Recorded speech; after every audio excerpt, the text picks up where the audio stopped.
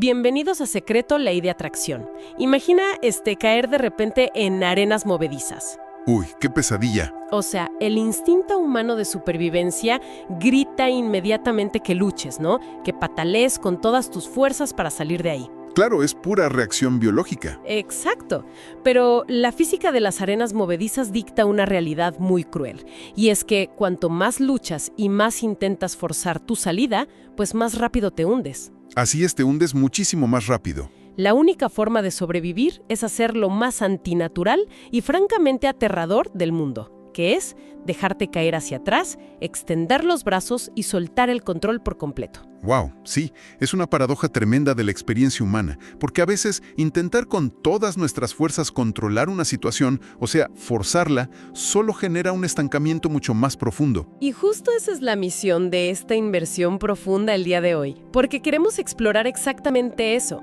Vamos a analizar la mecánica espiritual detrás de lo que llamamos una fe activa. Ajá, que es muy distinto a solo sentarse a ver qué pasa. Totalmente. Es ver la diferencia crucial entre simplemente esperar a que algo suceda y realmente soltar el control. Y queremos entender cómo ese acto tan contraintuitivo de rendirse por completo parece ser el interruptor que activa transformaciones inexplicables. Es que es un cambio de paradigma brutal. Para quienes nos escuchan hoy, queremos establecer este concepto de la fe. Esa fe proverbial del tamaño de un grano de mostaza, la que es capaz de mover montañas. Pero no como magia, ¿verdad? No, exacto. No como si fuera un truco de magia o puro pensamiento positivo vacío, sino como una mecánica muy específica, una línea directa de conexión real. Bueno, vamos a desempacar esto, porque antes de poder atraer lo bueno o mover esas montañas figurativas de las que hablamos, pues hay que entender qué es lo que mantiene a las personas atrapadas en las arenas movedizas, incluso cuando, están pidiendo ayuda a gritos. Fíjate que el concepto de las arenas movedizas es la ilustración perfecta de lo que ocurre a nivel interno. Y para entender ese estancamiento prolongado, hay que hacer una distinción sumamente crítica. A ver, cuéntame más de eso. Pues mira, existe una brecha enorme entre decir que se confía en un poder superior, llámese Dios, el universo, la divinidad, y vivir realmente esa creencia, soltando el control absoluto de los resultados. Claro, del dicho al hecho hay un gran trecho. Exactamente. Hay un patrón de comportamiento súper común donde alguien pide ayuda, ora o busca dirección, pero internamente ya tiene diseñado el camino exacto por el que debe llegar esa ayuda. O sea, ayúdame, pero hazlo así, a esta hora y de esta forma. Sí, tal cual. O simplemente la persona se niega a soltar la preocupación constante. A eso se le llama confianza parcial. Y la confianza parcial, en la práctica, pues sigue siendo control. Es verdad. Y creo que hay una metáfora visual que clarifica este punto maravillosamente. Imaginemos a una persona parada al borde de un río muy caudaloso. Ajá. Y del otro lado de la orilla está aquello que tanto anhela. O sea, la solución, la paz, el avance en su vida. Pero no hay puente. Exacto. El problema es que no hay un puente a la vista. Y tampoco hay un bote. Solo hay agua profunda. La invitación divina en ese momento crítico es dar el paso directamente hacia el agua. Y eso suena a locura total. Desde afuera, carece de toda lógica humana. Sin embargo, está lleno de una obediencia profunda.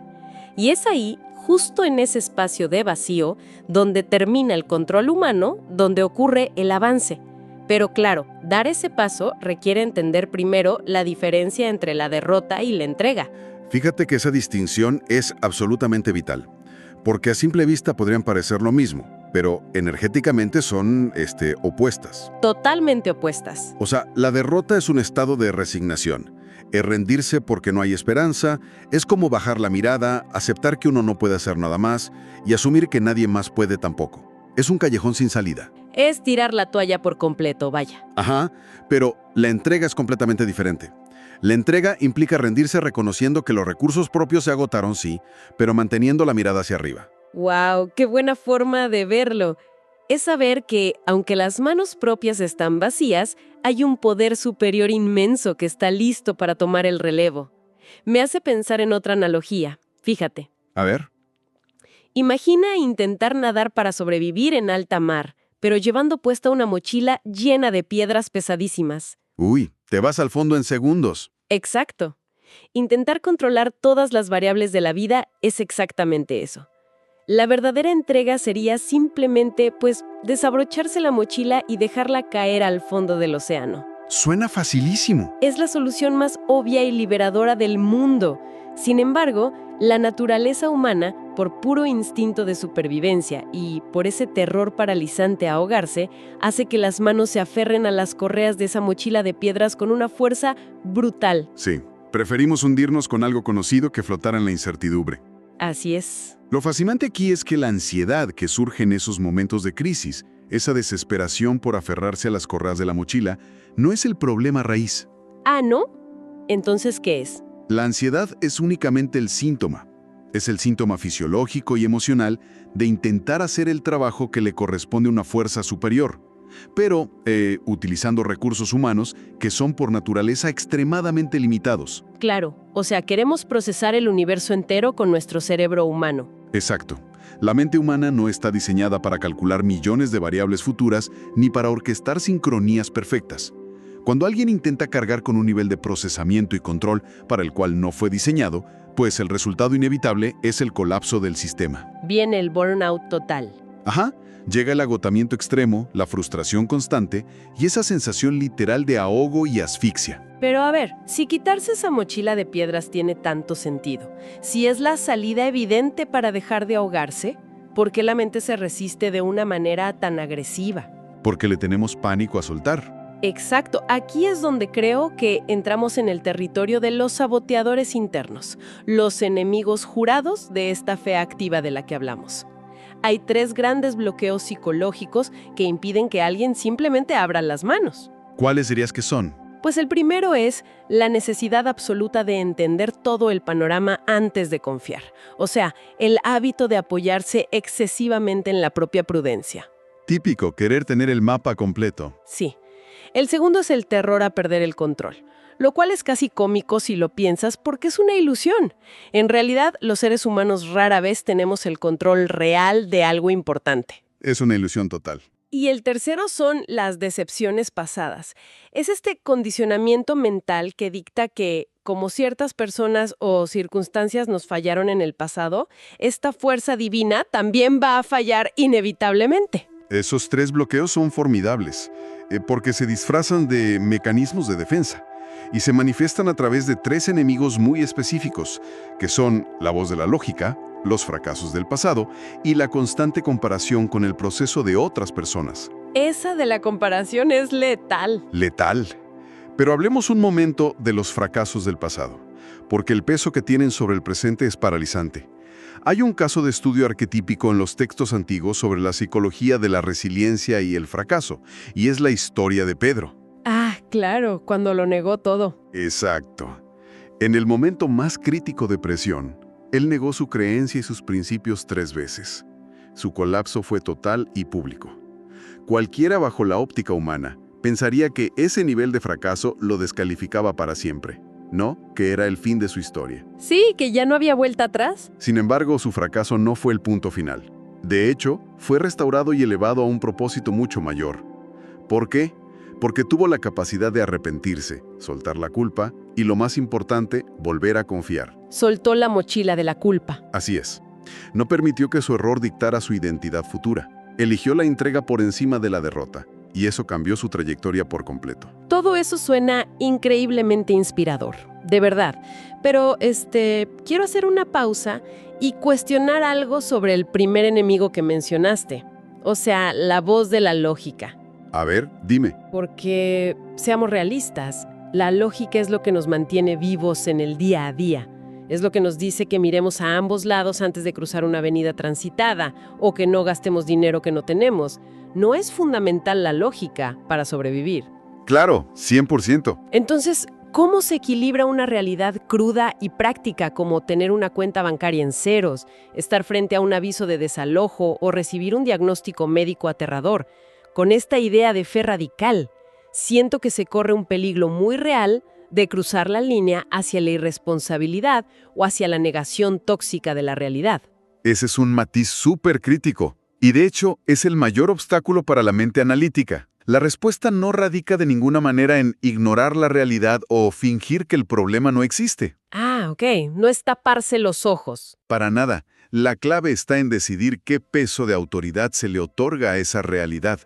Podemos observar otro caso de estudio arquetípico para ilustrar esto, la historia de Abraham. ¿El que iba a ser padre ya de muy mayor? Exactamente. A sus 99 años se le presenta la promesa de que sería padre de multitudes. Su esposa también era de edad muy avanzada y médicamente estéril. O sea, biológicamente imposible. Abraham no cerró los ojos ni ignoró la cruda realidad biológica de su cuerpo. La lógica científica dictaba que el escenario era un imposible absoluto. Él observó esa realidad, la analizó, pero tomó una decisión cognitiva consciente. Eligió no debilitarse en la fe. Ok, entonces no es estar ciego. No, es decir, demostró que es completamente posible observar una realidad lógica y desfavorable sin permitir que ésta dicte la última palabra. La fe activa no es una ceguera voluntaria, es tener los ojos bien abiertos, ver la inmensidad del muro de concreto que bloquea el camino y aún así mantener la certeza de que existe una fuerza infinitamente superior a ese muro. Me fascina esa forma de explicarlo. O sea, no es negar la enfermedad o la deuda, es negarse a darles el poder supremo sobre el destino final. Es mirar el problema a los ojos y decirle, tú no eres la autoridad final aquí. Exacto. Y bueno, una vez que se logran identificar estos bloqueos mentales y se decide no darles el control de la narrativa, surge la siguiente pregunta lógica. ¿Cómo se ve esta conexión exitosa operando en la vida diaria? ¿Cuál es la anatomía de alguien que realmente ha soltado la mochila? Pues mira, hay una imagen botánica y psicológica muy poderosa en textos antiguos, específicamente en Jeremías. Ajá, la del árbol. Sí, describe a la persona que confía como un árbol plantado firmemente junto a las aguas. Lo fascinante de esta metáfora es el comportamiento de las raíces. Nos dice que las raíces de este árbol no crecen hacia arriba, desesperadas por buscar la aprobación del entorno visible, ni crecen aleatoriamente hacia los lados buscando atajos. Entonces, ¿hacia dónde van? Sus raíces se dirigen profunda y directamente hacia la corriente constante del río. ¡Wow! Y si analizamos la biología de ese sistema de raíces, nos damos cuenta de que lo cambia absolutamente todo cuando las condiciones climáticas se vuelven hostiles. Totalmente. Pensemos en lo que sucede en la naturaleza. O sea, si un árbol depende únicamente de la lluvia, que representa, pues, las circunstancias cambiantes, la suerte o las buenas rachas, sus raíces se quedarán en la superficie, esperando el agua fácil. ¿Y cuando no llueve, qué pasa? Pues cuando llega un año de sequía extrema, ese árbol se quema y muere rápidamente. Pero el árbol de la metáfora ni siquiera percibe el calor de la misma manera. No experimenta ansiedad botánica, por así decirlo. Ansiedad botánica, me gusta ese término. ¿Verdad? No se seca, no se fatiga y, sorprendentemente, no deja de dar fruto. Su fuente de sustento no depende del clima externo, sino de una reserva subterránea, un río inagotable y permanente. Esto ilustra a la perfección la enorme diferencia entre operar con la propia fuerza de voluntad, que inevitablemente se agota ante la adversidad continua, y operar anclado a una fuente que no fluctúa. Aquí es donde se pone realmente interesante, porque esta teoría botánica se puede ver en acción de forma práctica en otro caso de estudio histórico, la historia de Daniel en Babilonia. Uf, esa es buenísima. Imagina el nivel de presión, ¿eh? El rey Darío, que era el hombre más poderoso del imperio, firma un decreto legal irrevocable que condena a muerte en el foso de los leones a cualquiera que ore a alguien distinto a él. O sea, una amenaza letal directa. Literal. La lógica humana dictaría que Daniel, por prudencia, debería cerrar sus ventanas, orar en silencio mental o simplemente pausar su práctica por 30 días. Pero, ¿qué hizo Daniel? Absolutamente nada diferente. Mantuvo su rutina de orar 3 veces al día con las ventanas abiertas de par en par. ¿Qué valor? Su estabilidad no fluctuaba con las amenazas políticas ni con las circunstancias externas mortales. Su fe no dependía del entorno. Y el resultado, fascinantemente, fue que el entorno terminó rindiéndose ante su fe. Incluso el rey Darío, un líder pagano sin conexión con las creencias de Daniel, identificó la clave de todo el asunto. ¿Qué le dijo? Le dijo a Daniel que el Dios al que servía continuamente lo iba a salvar. Esa sola palabra, continuamente, desmantela la idea de que la entrega total es una especie de botón de emergencia que uno presiona solo cuando el avión se está cayendo. Es, más bien, un estilo de vida. Exacto, un hábito de conexión inquebrantable. Es una postura operativa frente al mundo. Y cuando alguien logra asimilar esa postura, cuando el sistema de raíces está bien establecido y la rendición de la carga es genuina, el cambio de paradigma es brutal. Pasan cosas, ¿no? De repente ocurren cosas muy específicas, tanto a nivel interno e invisible como en el plano externo y material. Hay 7 transformaciones concretas que suceden al soltar el control de verdad. A ver, enuméralas para quienes nos escuchan. Primero, la carga es sustentada. O sea, hay un alivio psicológico inmenso porque el peso ya no aplasta los hombros propios. Segundo, la batalla se pelea a favor de la persona en escenarios a los que ni siquiera tiene acceso. O sea, puertas que se abren sin que uno empuje. Exacto. Tercero, y esto es crucial, llega una paz que desafía toda explicación lógica o psiquiátrica. Cuarto, se abren caminos de oportunidad donde antes solo había un desierto de puertas cerradas. ¡Wow! ¡Qué fuerte! Quinto, se multiplica lo poco que se tiene, recordando esa idea arquetípica de la multiplicación de los panes y los peces. Sexto, la bruma mental se disipa y llega a una dirección nítida sin el ruido ensordecedor de la ansiedad. Esa claridad mental es oro puro. Y séptimo, se manifiesta un poder que excede cualquier capacidad humana. Y es muy interesante notar cómo en muchas historias históricas, la intervención parece esperar hasta que el escenario es humanamente imposible, como dividir un mar o resucitar a alguien, para que el resultado final no deje dudas de su origen. Esos puntos representan una reestructuración total de cómo enfrentar los problemas. Y, para aterrizar toda esta teoría en un escenario cotidiano y moderno, consideremos el caso de una mujer llamada María. A ver, cuéntanos de María. Ella estaba en una situación que muchísimas personas conocen demasiado bien, atrapada en una deuda financiera asfixiante. Durante meses, María operó bajo la lógica humana tradicional. Intentó microgestionar cada centavo, buscar soluciones por su cuenta, sacrificando horas de sueño, agotándose hasta enfermar. Estaba nadando con la mochila de piedras. Pero una noche, llegando al límite de su resistencia física y mental, cambió la dinámica. Se arrodilló y su oración cambió por completo. Ya no fue un «dime qué hacer para resolver esto», sino una entrega total. Dijo, ya no puedo más, se acabaron mis recursos, tómalo tú. Abrió las manos. Exactamente. Y lo que ocurrió después es la pieza clave de todo este rompecabezas. Esa misma noche, María logró dormir profundamente y en paz. Durmió tranquila antes de tener un solo centavo más en su cuenta, antes de ver la solución. Una semana después de esa noche de rendición, recibió una llamada ofreciéndole el puesto exacto que necesitaba, con un salario que cubría al milímetro sus deudas. Si conectamos esto con el panorama general, la experiencia de María revela el secreto mecánico mejor guardado de este proceso. ¿Cuál es? Eso es fuertísimo. Es que la atmósfera espiritual y mental de una persona tiene que cambiar adentro antes de que las piezas del mundo físico comiencen a acomodarse afuera. María soltó la necesidad de controlar el cómo y el cuándo, y esa quietud interna fue precisamente lo que abrió la válvula para la solución externa. Y normalmente hacemos lo contrario. Sí, el error sistemático que cometen la mayoría de las personas es posponer la paz. Dicen, estaré tranquilo cuando pague la deuda, o sentiré paz cuando reciba el diagnóstico limpio. Esperan que el problema se resuelva para poder relajarse, cuando la mecánica espiritual dicta exactamente lo opuesto.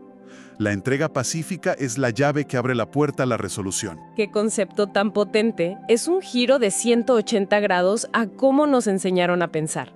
Ahora, entender esto a nivel intelectual es muy inspirador, pero la gran pregunta es, ¿cómo se aplica hoy mismo? Claro, la gente quiere saber qué hacer ahorita. Sí, para quienes nos escuchan, que tal vez están lidiando con esa ansiedad en el pecho y dicen, necesito soltar esta mochila hoy, existen 6 pasos prácticos, accionables e inmediatos para activar este poder de rendición. Vamos a profundizar en ellos porque no son simples ideas, son herramientas de supervivencia. Adelante, ¿cuál es el primero? El paso número 1 es la humildad cruda. Hay que reconocer, sin adornos, que uno no puede solo. Admitir que se ha llegado al límite de la capacidad humana no es debilidad, es el primer paso hacia la claridad. Totalmente de acuerdo. El paso 2 es la especificidad extrema al entregar la carga. No sirven las generalidades como ayúdame con mis problemas. Hay que nombrar al monstruo. Hay que decir, esta es la deuda exacta de las tarjetas, o este es el diagnóstico médico, o este es el miedo paralizante a fracasar. Nombrar el problema define sus límites y le quita su poder expansivo. Eso es súper importante. ¿Y el 3? El paso 3 es declarar la confianza en voz alta. Y esto tiene un fundamento psicológico fascinante, fíjate. Cuando un pensamiento angustiante solo da vueltas en la cabeza, crea un bucle infinito. Al articularlo verbalmente, obligas a tu cerebro a procesar la información a través del centro del lenguaje. Lo sacas del mundo abstracto de la ansiedad y lo anclas en la realidad física. Rompiendo el ciclo de rumiación, claro. Y el paso 4 es quizás el más desafiante para la cultura moderna, que es descansar en lugar de pelear en una actividad frenética. Nos cuesta muchísimo no hacer nada. Nos cuesta horrores, pero en la quietud y en la confianza intencional es donde radica la verdadera fortaleza. Moverse rápido por puro pánico solo gasta energía vital. Así es. El paso 5 es un ejercicio de memoria activa. Se trata de recordar lo que ya se superó en el pasado, hacer una lista mental o mejor aún, escrita, de aquellas victorias anteriores, de esos momentos donde una situación parecía no tener salida y sin embargo se resolvió de forma inesperada. Me encanta. Este acto de recordar literalmente reconfigura las vías neuronales, creando un ancla de evidencia tangible contra las oleadas de duda presente. Finalmente, el paso 6 es la gestión del entorno. Rodearse de una comunidad que fortalezca la fe. Importantísimo con quién te rodeas. Sí, porque en momentos de crisis la visión propia se nubla. Contar con personas que funcionen como una especie de corteza prefrontal externa que te recuerden estas verdades cuando a ti se te olvidan es incalculablemente valioso. Y para hacer todo esto completamente tangible, fíjate que existe un ejercicio físico que cualquiera puede realizar justo ahora, en este mismo instante, sin importar dónde se encuentre. A ver, guiemos a quienes nos escuchan. Quienes nos escuchan pueden intentar esto. Cierren los ojos si es seguro hacerlo. Y simplemente abran ambas manos frente a su pecho, con las palmas mirando hacia arriba. Ok, palmas arriba. Sí. Este es un símbolo biomecánico para decirle al cerebro que se está dejando caer aquello a lo que los dedos se habían aferrado hasta el cansancio. Y, al mantener esa postura de manos abiertas, vocalicen una oración específica. Nombren esa carga, ya sea una crisis de salud, una quiebra inminente o un conflicto familiar, y declaren con intención: te entrego exactamente esto que he intentado controlar y que me está destruyendo. Cuando yo suelto, tú tomas el control. Es un acto deliberado de transferencia de peso. Entonces, ¿qué significa todo esto al final del día? Significa que la fe, sin importar si en este momento se percibe frágil, dudosa o minúscula como ese grano de mostaza del que hablábamos al principio, es absolutamente suficiente. La efectividad de la fe no radica en su volumen ni en gritar más fuerte. No es de intensidad. Exacto. Radica en la dirección en la que se utiliza. Debe usarse como una herramienta para abrir las manos y soltar, jamás como un esfuerzo para retener y controlar el problema. Hay una idea final que todo este análisis saca a la luz. Una perspectiva que, de verdad, tiene el potencial de cambiar radicalmente la forma en que cada persona enfrenta la adversidad de ahora en adelante. Es un cambio de paradigma profundo. Pensemos en esto por un segundo. ¿Te escucho? ¿Qué pasaría si esa montaña masiva e inamovible, que hoy parece bloquear todo tu camino, no fue puesta ahí como un castigo cruel del universo o como un obstáculo diseñado para destruirte? Ok. ¿Qué pasaría si en realidad esa montaña es el instrumento perfecto, diseñado a tu medida, para enseñarte de una vez por todas a soltar la ilusión del control y descubrir a través de tu propia rendición un poder infinitamente mayor al tuyo? ¡Wow! Es una reflexión que se queda resonando en la mente mucho después de escucharla. Esa montaña, vista bajo esta nueva luz, en lugar de ser el fin irremediable del camino, es en realidad la invitación más grande para quitarse por fin esa mochila de piedras al borde del río y dar el paso hacia el agua. Totalmente. A quienes nos escuchan hoy y han encontrado valor, claridad o un poco de paz en esta inmersión profunda, les pedimos explícitamente que den me gusta, se suscriban al canal y compartan este video con alguien que sepan que necesita urgentemente soltar sus propias cargas hoy. Ayudemos a esparcir el mensaje. Y por favor, no olviden dejarnos un comentario abajo. La invitación de hoy es que escriban la frase "confío totalmente en ti" como una declaración verbal y escrita de esta fe activa de la que hemos estado platicando. O, si lo prefieren, que nos compartan en los comentarios si necesitan que esta comunidad se una para respaldarlos en su situación particular. Nos vemos en el próximo análisis.